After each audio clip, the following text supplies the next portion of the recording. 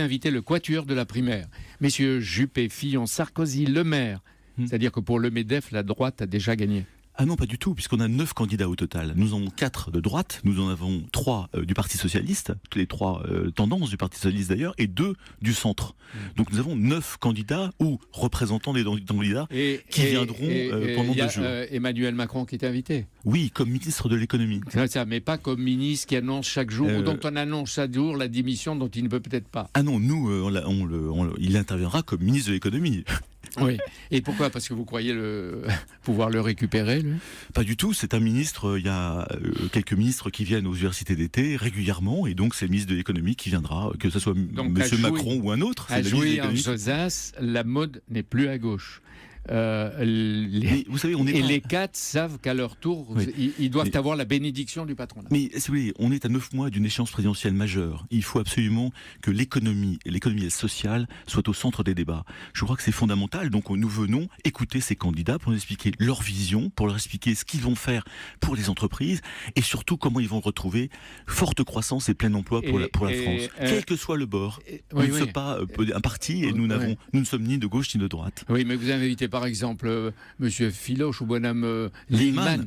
Madame Lindemann, qu'est-ce qu'elle représente ? Mais Marine Le Pen, non. Mais non, on a évité. C'est-à-dire, est-ce qu'il y aura d'autres auditions ? Il y a 2 primaires en effet. Il y a une primaire républicaine en novembre et socialiste en janvier. On a accès aujourd'hui sur ces 2 primaires-là, les candidats aux primaires. Ensuite, en janvier-février, il n'est pas impossible, en effet, qu'on invite Madame Le Pen et Monsieur Mélenchon à nous expliquer leur programme et à débattre. S'il est candidat, lui. Oui. C'est pas impossible de penser qu'il se passera d'autres choses après janvier. Manuel Valls, vous vous souvenez, il avait dit chez vous « j'aime l'entreprise » dans toutes les langues. Et il a promis une prochaine baisse des impôts de 33 à 28% pour les PME. Et une probable réduction fiscale pour les ménages. Est-ce qu'il peut faire les deux ou alors qu'est-ce qu'il doit privilégier ? C'est très important de baisser la pression fiscale sur les entreprises, bien sûr, créatrices de richesse, et sur les ménages qui sont harassés par le fisc. Par contre, pour les baisser, il faut baisser les dépenses publiques de fonctionnement. Tant qu'on continuera à vivre sur le train de vie que nous avons de la fonction publique, ça ne marchera pas. C'est un jeu de bonne taux.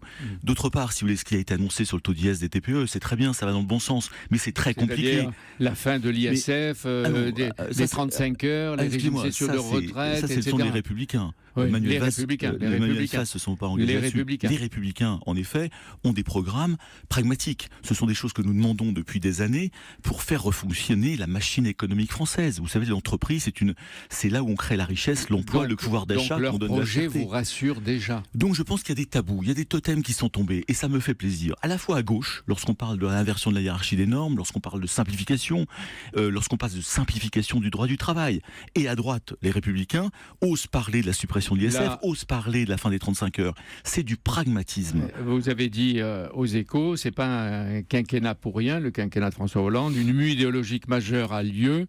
Le pacte de responsabilité commence à payer. D'ailleurs, le chômage qui commence à baisser. Les totems sont tombés.